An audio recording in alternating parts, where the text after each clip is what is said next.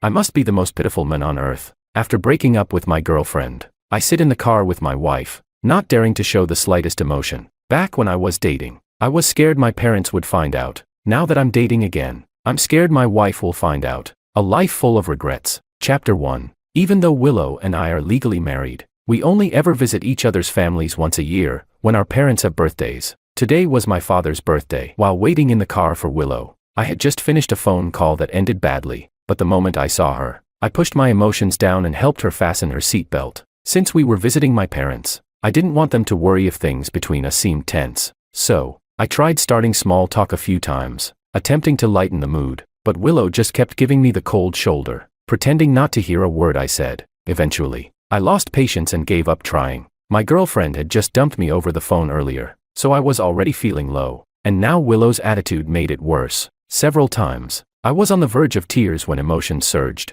but in the end, I held it all back. When a little pearl accidentally slipped out, I just quietly turned my head and wiped it away in secret. Just as I was wallowing in misery, Willow's phone rang. Her boyfriend was calling. She answered without hesitation. Right in front of me, I could hear his hoarse, phlegm-choked voice on speaker. "Babe, I had too much to drink earlier. Think I got a concussion from banging my head. Can you come over?"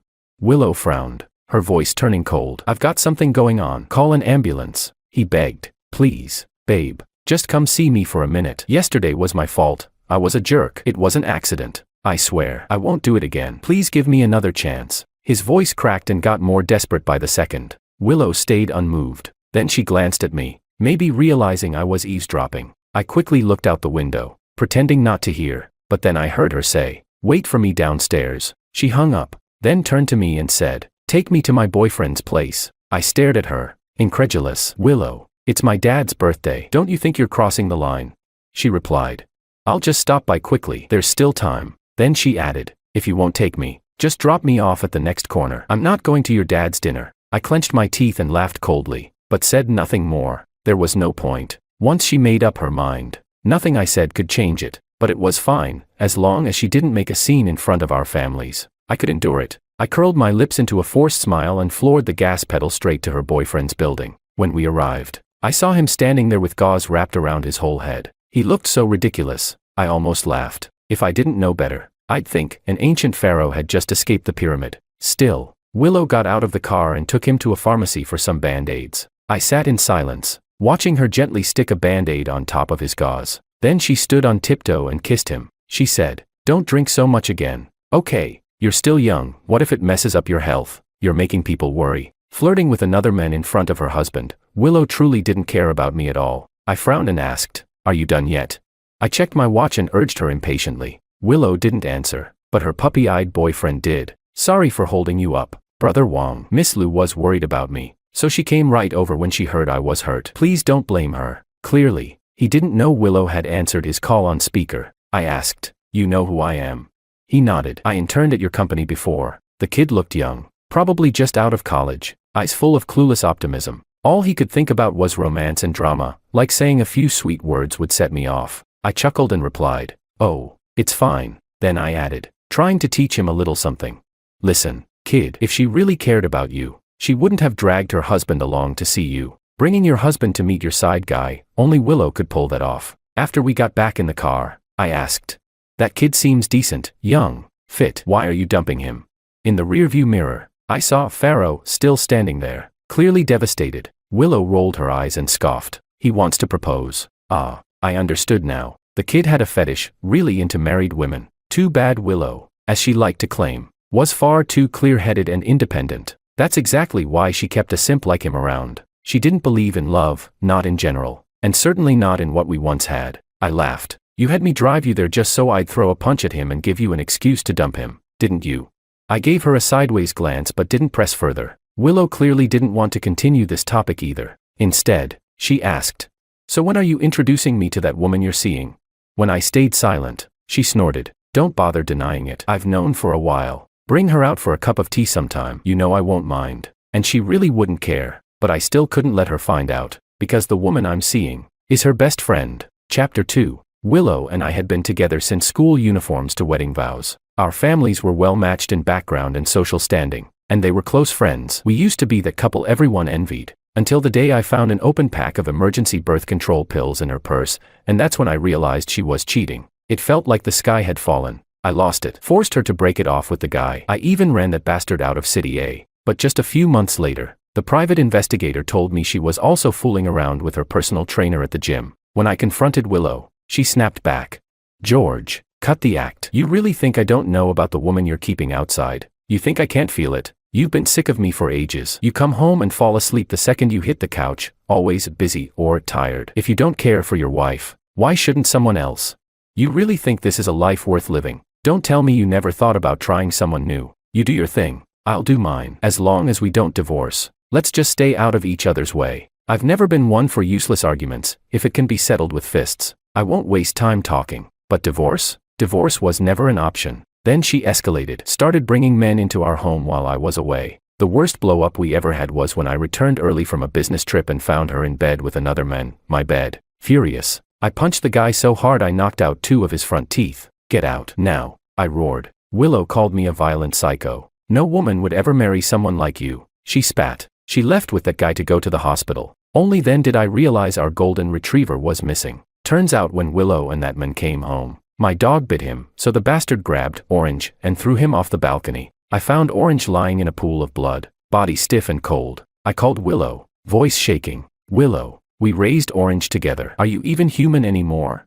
She just said calmly, you're not short on money, just buy another one. Then she had the audacity to send me a dog breeder's link. That night, I ran into Willow's best friend, Anna, at a bar. Anna was everything Willow wasn't: reserved, gentle, the classic ice queen of our social circle. Driven by spite, I watched Anna politely turn down 13 guys before finishing my drink in one gulp and walking over. I smiled. Anna, what a coincidence. I sat beside her as if it were the most natural thing in the world. She glanced sideways at me. Is it? I don't remember much about that night, only that I woke up the next morning in Anna's home. How did I end up here? I asked. Anna had changed into a plain white dress, apron tied around her waist. She clearly worked out, slim, toned, her silhouette naturally alluring even when just standing there. While chopping ingredients, she said without looking up, last night, you said you wanted to sleep with me. I flushed. My eyes darted away. When she didn't say anything else, I asked, and did I? She looked me dead in the eye and said, you succeeded. I frowned. What do you mean by that? The exact thing you're thinking. Then she placed the breakfast she made in front of me and said, don't know if it's to your taste. Just eat what you can. We didn't say anything else. It wasn't until I was about to leave that Anna asked, what are you planning to do now? I blinked. What do you mean? She pursed her lips and gave me a look like I was just another scumbag. Last night happened. Don't you think you should take responsibility? I thought for a moment before saying seriously, Anna, you know I have a wife. She snapped. Then why did you come after me last night? Divorce her. I'm not going to be your side chick. I rubbed my forehead. That's not something I can do right now, to be honest. I had approached her that night with a purpose, so I didn't bother sugarcoating things. I said, then how about this? Be my girlfriend. Wife is wife. Girlfriend is girlfriend. Separate lanes. Deal. Anna let out a cold laugh and opened the door for me to leave. I figured that was the end of it. But 2 months later, late one night, I got a call from an unknown number. It was Anna. Sounded like she'd been drinking. Voice hazy and soft. George, why won't you divorce her? I put down my book and answered patiently. Because it's not just about me and her. It's about the Wang and Liu families. Anna choked back a sob and asked, then what about me? You came after me first. Don't you owe me something? I said, if you accept my arrangement, I'll take responsibility. The line went silent. I didn't hang up. I waited. Finally, after a long pause, I heard her resigned voice. Okay, I accept. After that, we traveled abroad together. In the neighboring city, we held hands like any normal couple, watched movies like teens on a date. Anna was sweet, always came when I called. She never brought up divorce again, until that one trip, when I got into a car accident. Chapter 3. In my phone's contact list, everyone saved under their real name, except Anna. Her contact name is Girlfriend. She changed it herself one time while playing with my phone, secretly edited it. So after my car accident, the police contacted Anna directly based on that label. At the hospital, a family member had to sign off. I said, call Willow. My parents are too old to be dragged out in the middle of the night. But when I regained consciousness, the first person I saw in the hospital room was my mom. She asked a few worried questions, then stepped out. After she left, I turned to Anna and asked, why did my mom come? Anna was peeling an orange. She said, I called Willow multiple times. She didn't answer. There was no other choice. I had to call Auntie. I should have known. Willow had been cold toward me for a long time. After she started cheating, she barely picked up my calls. The room fell silent again. As drowsiness took over and I began to drift off, Anna finally spoke. George, divorce Willow. My eyes snapped open. Anna was usually quiet, low maintenance. She'd hardly brought up divorce again after that one time. I asked, why bring this up now?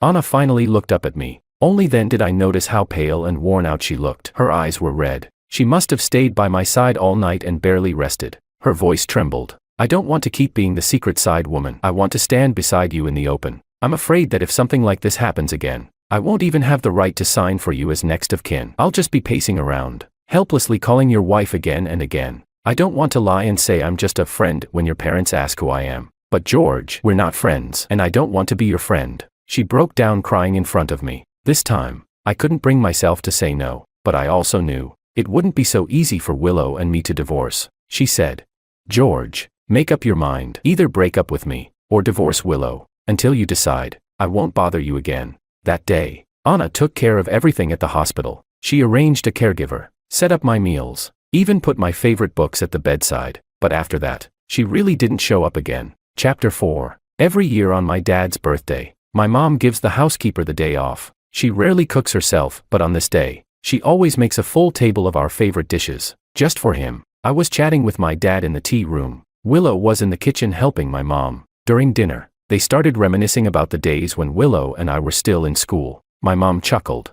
You two were secretly dating back then, but both families had already figured it out. You two were the only ones stubborn enough to keep denying it. Thinking back, I couldn't help but sigh. Life really is absurd sometimes. Back then, we were scared of our parents finding out we were in love. Now that we're married, we're scared of our spouses finding out we're in love. A lifetime of regrets. The thought made me laugh quietly to myself. After dinner, I went out with my dad to pick up a package. He suddenly asked, what were you thinking about at dinner? I saw you smiling to yourself. I shook my head. Nothing much. Then I said, Dad, if I divorced Willow, would you and Mom be against it?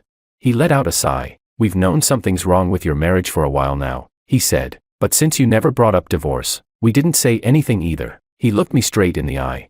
Your mom and I only have one son. Whatever you decide to do, as long as you've thought it through, we'll support you. He added, if the two of you don't want to be together anymore, then just get divorced. What's the big deal? My eyes stung. I took a breath and said, if we split, both families' interests would get divided. The company might take a hit. My dad chuckled and patted my shoulder. Don't worry about that. That's my problem to handle. If the sky falls, I'll hold it up. You're my son. If I don't clean up your mess, who will? Whatever you want to do, George, go for it. I'll always be your backup. Even so, when real stakes are on the line, I knew I still had to think carefully. Chapter 5. That night, Willow and I left my parents' place. As soon as we pulled out of their neighborhood, a man suddenly darted into the street. Thankfully, I hit the brakes in time. Still shaken, I looked up and realized the guy blocking our car was the same young man from earlier today. I was about to roll down the window and curse him out. But before I could say anything, Willow had already gotten out of the car. She stood in front of him, scolding him with an air of superiority. I couldn't hear what she was saying, but the guy looked like he was on the verge of breaking down. His face was twisted in pain, bright red with fury, veins bulging at his temples, lips trembling like he was about to explode but couldn't find the words. Something compelled me to roll down the window, just in time to hear him yell, either divorce him, or we're done. His bloodshot eyes reminded me of Anna. Earlier that day, she'd said the same thing on the phone. Either you get a divorce, or we're done. I'd said, divorcing her is complicated, Anna replied. Then break up with me. It's not like I'm anything more than your on-call entertainment anyway. Breaking up is easy, just a single sentence from you, George. Then she hung up on me. Thinking about it now, I sighed. Willow, of course, handled things differently. She sneered. Oh, look at you growing a backbone now. Fine, break up it is. What? You think I'm scared? In a minute, I'll have my husband drive me to pack my bags. I was speechless, but the guy changed his mind right after. He dropped to his knees. I don't want to break up, he pleaded. Please divorce him. Willow, I really love you. Will you marry me? I'll treat you right, I promise. Willow scoffed. You'd really marry me if I got divorced? Suddenly his eyes lit up. He nodded like a bobblehead. Of course I would. But Willow wasn't buying it. She sneered. You say that now just to get me to leave my husband. If I actually did, you'd just feel proud that you tricked me. Isn't that right? You men only like me because I'm someone else's wife. You think I'm stupid. You feed me sweet talk so I'll divorce for you, but it's all just to feed your own ego. Marry me. Who'd marry a woman who cheated on her husband? He tried to explain, but Willow was done. She flipped her hair and snapped. If you want to break up, then go. Don't ever bother me again. She turned to leave, still not giving up. He grabbed her arm. Don't go, babe. I'm sorry. Okay, you don't have to divorce him. Can we just not break up? Willow bit her lip, then forced out one word between clenched teeth. Leave. Honestly, the whole scene was absurd. I was her husband, technically. I should have been furious watching my wife fight with her side guy, or maybe pleased he was out of the picture, but all I felt was amusement. That's just how Willow is. When she likes you, she's sweet and gentle, makes you feel seen and understood. When she's over you, her words cut like knives, no filter, no mercy. When she said yes to my proposal, she cried tears of joy. I really thought I'd spend the rest of my life with her. I wanted to treat her right, grow old together, but Willow is cold at her core. One moment she's clinging to you, saying she loves you. The next, if anything doesn't go her way, she turns on you, plays mind games. She always expected me to be her emotional support, but never once asked what I needed. Bottom line, she's selfish. She doesn't love anyone. She only loves herself. Spending a lifetime as her husband. Honestly, what a joke. So when Willow got back in the car, I looked her straight in the eye and said seriously, we should get a divorce. She frowned. Where's this coming from all of a sudden? I mean it, I said. Willow, let's get a divorce. She frowned deeper. There's gotta be a reason. Is it because of that guy back there? I chuckled. Not really. The woman I've been seeing outside, she's demanding a divorce too. Says if I don't let her move up, she's leaving me. Willow snorted. Then let her leave. Go find another. Why are you always so indecisive? I shook my head. Willow, I'm not like you. I actually like her. I don't want to lose her. So yeah, we're getting divorced. She looked at me like I was being ridiculous. George, are you serious? She's just your side piece. You know how much of a mess divorce would cause for us. I lit a cigarette. Indifferent. A few $100 million, probably. Willow hated the smell of smoke, but I didn't care enough to stop. She pinched her nose. George, just throw some money at her and be done with it. If you don't know how to handle it, I can help, I replied. No need. She doesn't need the money. And the truth is, I don't want to lose her. Willow fell silent. Then she asked, you've caught feelings? I nodded. Yeah, dividing the assets will be messy, but we'll have to deal with it sooner or later. If you're busy, I'll contact a lawyer myself. Once the documents are ready, you can review them and bring up any issues you have. Sound good? Willow didn't answer right away. Instead, she asked, who is she? I wasn't sure if she'd figured it out. I smiled and said, that's none of your business. We agreed from the start, live your own life. Stay out of mine, remember? The car reached our destination. I said, this is your stop. I'm going to pick someone up. So head home yourself. I'll be in touch once the papers are drafted. Chapter 6. Just as Willow stepped out of the car, a female voice called from behind us. George. I turned and saw Anna walking toward me. She glanced briefly at Willow, then naturally slipped her arm through mine. She asked, was what you texted me earlier true? I nodded. After making up my mind, I had sent her a message. I didn't expect her to come so quickly. Willow looked at Anna, then looked back at me. She said, don't tell me the woman you've been seeing is Anna. I neither confirmed nor denied it. I just turned to Anna and said, let's go. But Willow rushed over and blocked our way. Angrily, she demanded, George, answer me. Is Anna the one you've been seeing? I frowned. Does it matter? It matters. Willow shouted. I never hooked up with your friends. I chuckled. Even if you tried, they wouldn't go for you. My guys like them young. You're not their type. Move. Willow didn't budge. She glared at Anna and said bitterly, I thought you were my best friend, and you steal my husband. Anna tilted her head slightly and smirked. Do you really think we would have ever met if it weren't for your husband? If it weren't for George, you think I would have ever agreed to be your best friend? Not only did Willow go silent, even I didn't know how to respond. Back in the car, I turned to Anna and asked, what did you mean by that?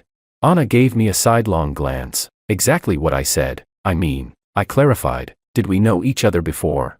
Anna's expression was hard to read. Just when I thought she wouldn't answer, she said, we were classmates for 3 years in middle school. I also went to the affiliated high school. I tried to recall, but for the life of me, I couldn't remember her from back then. We're here, I said as we arrived at our destination. Before getting out, Anna turned to me and asked, George, when will you finalize the divorce?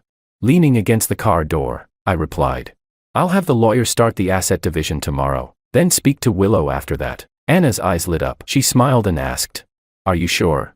I answered. Yes, she asked. What if Willow refuses to divorce? I looked at her and said clearly. She'll agree. Suddenly, Anna threw herself into my arms. With a trembling voice, she said, George, the way I was raised, I was taught never to interfere in someone else's marriage. When I heard you were married after coming back to China, I had no intention of bothering you, but then I saw it with my own eyes, your wife cheating on you, and I saw you drinking alone at a bar. My heart shattered. I couldn't stand Willow. When my friend introduced her to me as her bestie, I wanted to say no, but knowing she was your wife, somehow I agreed to meet her anyway. Later, seeing you drinking like that, I wanted to go over to tell you to divorce her and stop hurting yourself, but what right did I have? We weren't even friends. To you, I was probably just your wife's friend, nothing more. I never imagined you'd actually approach me first. You don't know how happy I was in that moment. That night, nothing really happened between us. I lied to you. I just didn't want you to leave and disappear.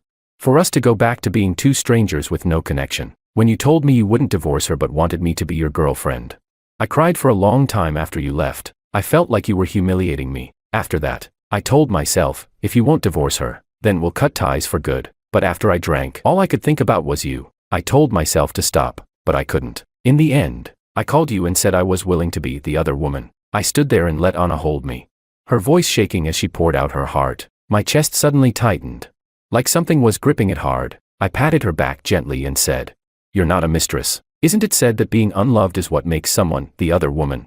You're not unloved. Anna buried her face in the crook of my neck. She whispered, George, I've already broken every rule I was taught. I've lost my pride. I've lost everything. All I have left is you. I felt the warm wetness on my neck. I didn't know what to do with my hands. Anna had started crying again. Between sobs, she said, George, don't lie to me. Please, don't hurt me. Chapter 7. Over the next few days, Willow reached out to me several times. I knew why she was contacting me, so I turned her down every time. It wasn't until the lawyer had finalized all the documents that I went to Lu Corporation to deliver the paperwork myself. The receptionist recognized me. Mr. Wang, Miss Lu is in a board meeting with the chairman. Would you like me to take you upstairs to wait?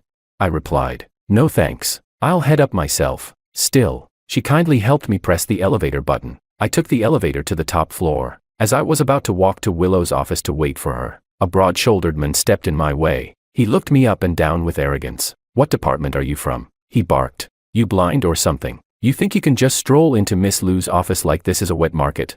I didn't recognize him, but the badge around his neck read executive assistant. So this was Willow's new assistant. I immediately understood the situation. His voice was loud, and people were starting to glance our way. One of the older employees recognized me and rushed over, pulling him aside. I'm so sorry, Mr. Wang. He's new and doesn't know who you are. Please don't take it personally. You're here to see Miss Lu, right? She's in a meeting with Chairman Lu. Please wait a moment. I nodded and walked straight into Willow's office. Behind me, the assistant was still grumbling. Who the hell does he think he is? Why are we just letting him waltz in? The other guy tried to hush him. Are you nuts? That's Mr. Wang, Miss Lu's husband. If you get your face smashed in later, don't say I didn't warn you. The assistant sneered. Him? I'm supposed to be scared of him. Please, if anything, I'd be the one doing the smashing. He peeked through the crack in the door, then deliberately raised his voice. Besides, everyone in the company knows Miss Lu's husband keeps a side chick. If I beat him up, Willow would probably thank me. I just smiled to myself. No point bothering with him. Willow and I were getting divorced anyway. Soon, Willow came in. She said, I've been trying to reach you these past few days, but you kept saying you were too busy. Now you suddenly have time to come over. Her tone was warm and casual, like we were just a normal married couple. I didn't waste words. I placed the divorce agreement and asset division documents in front of her. Just as I was about to speak, the assistant walked in with a coffee. He smiled. Miss Lu, your coffee. There were 2 people in the office, yet he brought only 1 cup. Willow frowned in annoyance, but he obliviously beamed. This is just for you. I made it specially. Willow asked. And my husband's? Only then did the assistant turn to me and say impatiently, What do you want to drink? I replied, Nothing. I just came to say a few things, then I'll leave. Now, could you step out? Willow and I have serious business to discuss. But the guy was an idiot with zero awareness. He stood there, glaring at me, refusing to move, until Willow finally snapped. What's wrong with you? My husband asked you to leave. What are you still doing here? The assistant huffed. I'm just looking out for you. What if he tries to screw you over? Willow clenched her teeth. Are you insane? What happens between me and my husband is none of your business.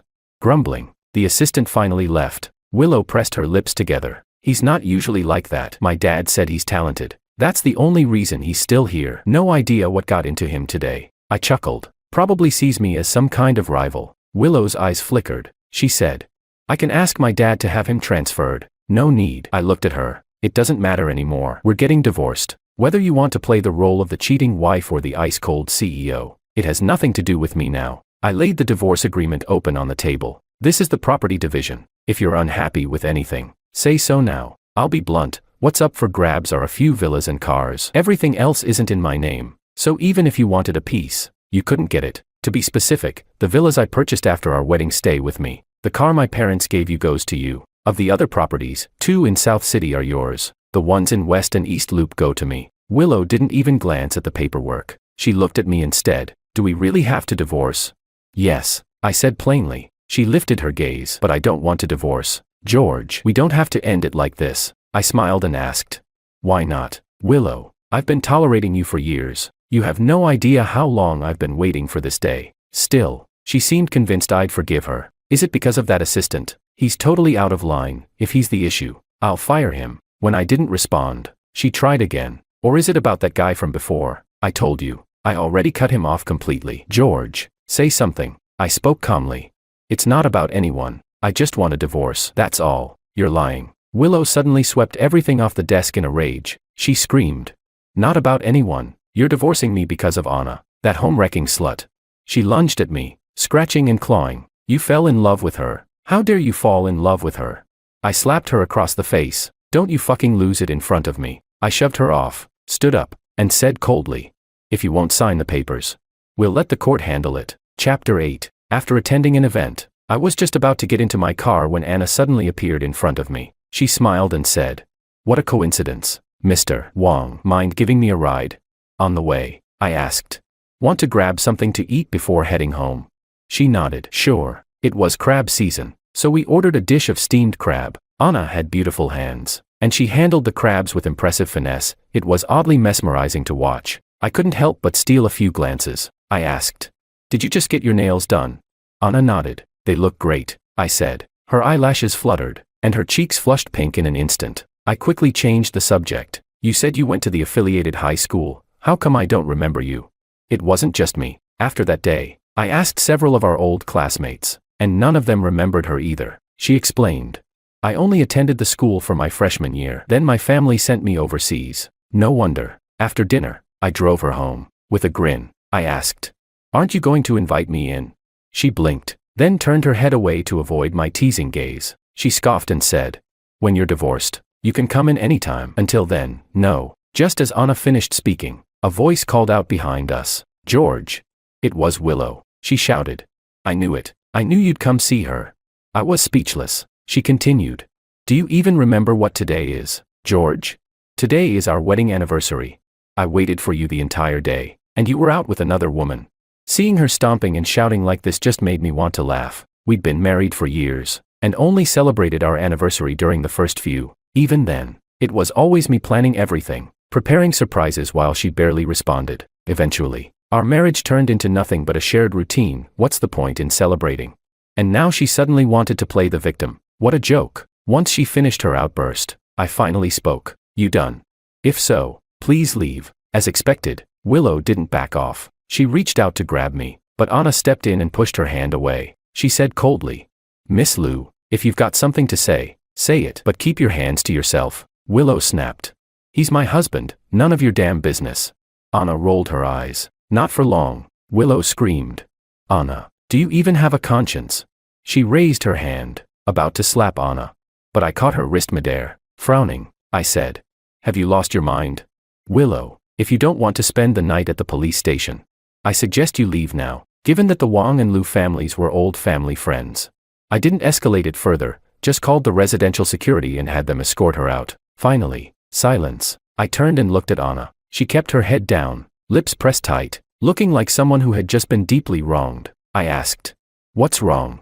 Her voice was raspy when she spoke. When she called you her husband. Just that one sentence, it crushed me. She forced a bitter smile, lips trembling. I just wish that one day I could say you're my husband too, without shame.